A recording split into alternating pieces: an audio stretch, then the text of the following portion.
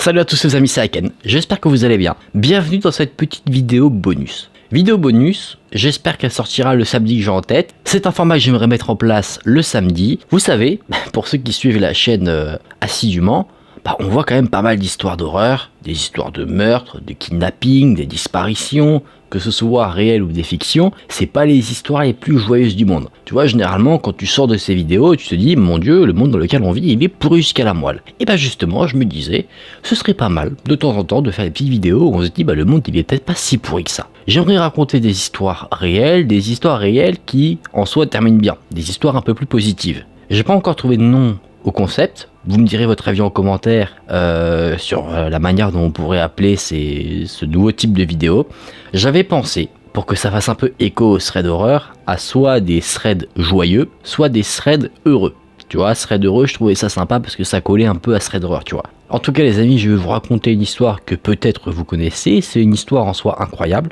Le but de ces vidéos, c'est pas de faire des vidéos très longues, ça va être des vidéos d'une dizaine de minutes. Je vais pas essayer de faire des vidéos de 20 minutes sur ce genre de format, je vais pas rentrer dans tous les détails, ça va juste être des vidéos pour se donner un peu le sourire. Là on va voir l'histoire d'un petit indien qui a perdu sa vie et qui l'a retrouvée. Je reste un peu vague, mais c'est normal. J'ai dit que je voulais que la vidéo fasse à peu près 10 minutes, pas 3. Donc les amis, si cette idée vous plaît et que vous souhaitez soutenir la chaîne, n'hésitez pas à liker la vidéo et n'hésitez pas à vous abonner à la chaîne. Et nous on est parti pour voir l'histoire de Saru Brierley.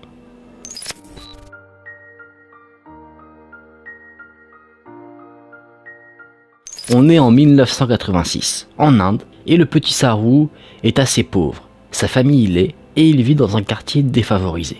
Il a un frère, Goudou, qui a 14 ans et qui lui travaille déjà pour aider à subvenir aux besoins de sa famille. Une fois, alors que Saru voulait aider Goudou pour amasser un peu plus de sous et du coup pour que tout le monde puisse manger à sa faim le soir, il est parti l'aider. Ils faisaient ensemble des petits services à la personne, ils mendiaient, ils faisaient différents petits boulots pour gagner quelques maigres sous. Sauf que Saru étant assez petit, il est vite épuisé. Et étant épuisé, il s'endort sur les bancs d'une gare. Quand Saru se réveille, son frère a disparu. Bien sûr, il a peur, il se demande ce qui se passe, il le recherche, et toujours aussi épuisé, Saru monte dans un train et s'endort à l'intérieur.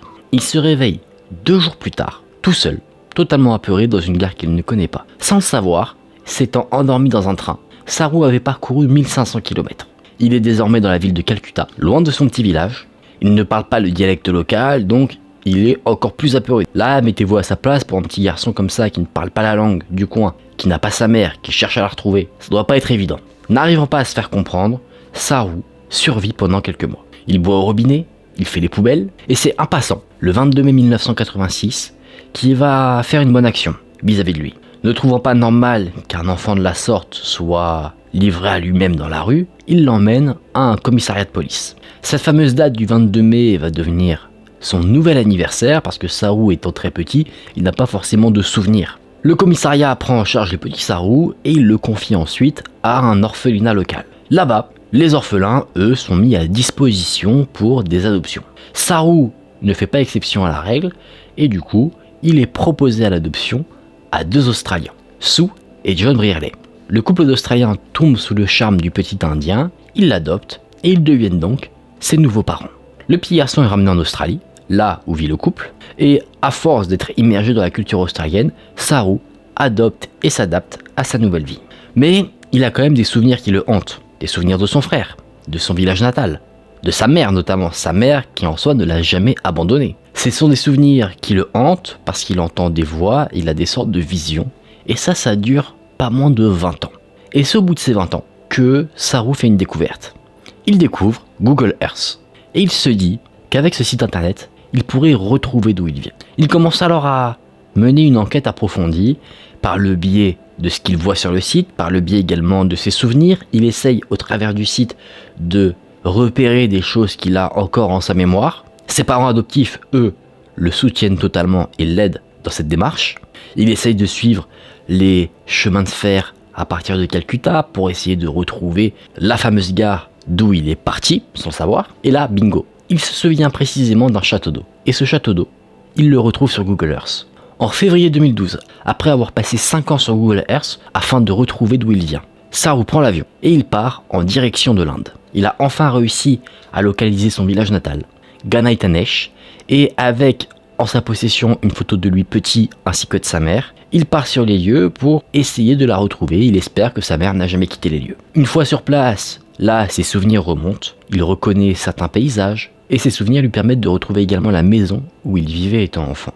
Sauf que malheureusement dans cette maison, il n'y a pas sa famille. Il y a un homme à qui il décide de montrer sa fameuse photo de lui et de sa mère, et là encore une fois le miracle. L'homme reconnaît la femme, une femme qui vit toujours dans le même village.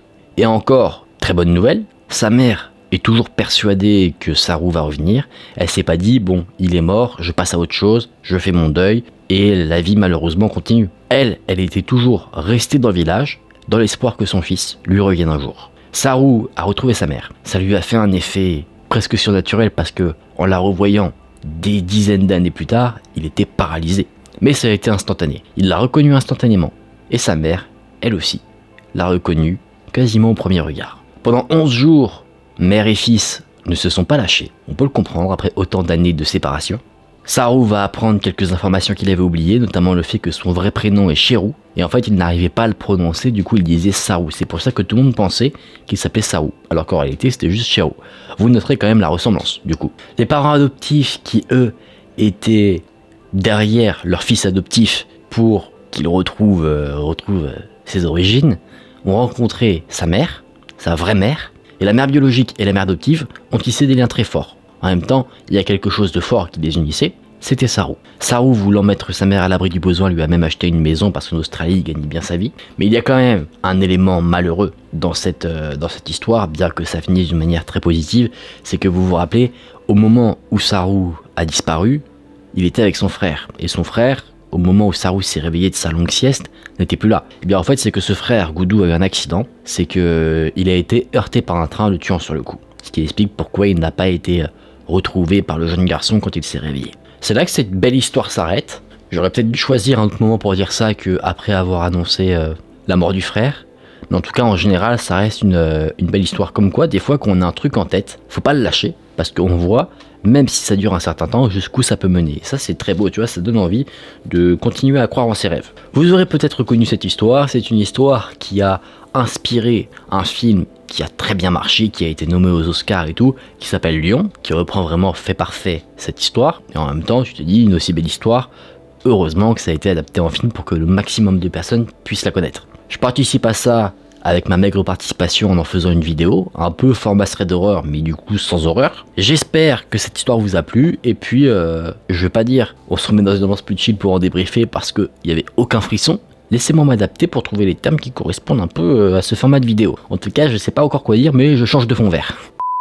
Alors, cette histoire, déjà, est-ce que vous la connaissiez? Et de deux, qu'est-ce que vous en pensez? Moi, je trouve que c'est une histoire assez folle. C'est une histoire, tu vois, ça, je trouve que ça met du baume au cœur, parce que c'est quelque chose d'improbable. Un jeune garçon, parce que Saru était en bas âge quand il a disparu, qui a toujours des bribes de souvenirs et qui lui reste suffisamment en tête pour que derrière, quand il est plus mature, plus âgé, il ait envie de décrypter ses souvenirs. C'est assez intéressant. Ça se trouve, on a des images dans nos têtes, des fois on a des sortes de souvenirs, on sait pas d'où ça vient, et ça se trouve, si on se penchait un peu dessus et qu'on essayait d'en comprendre la signification, on tomberait sur des trucs merveilleux. Qui sait?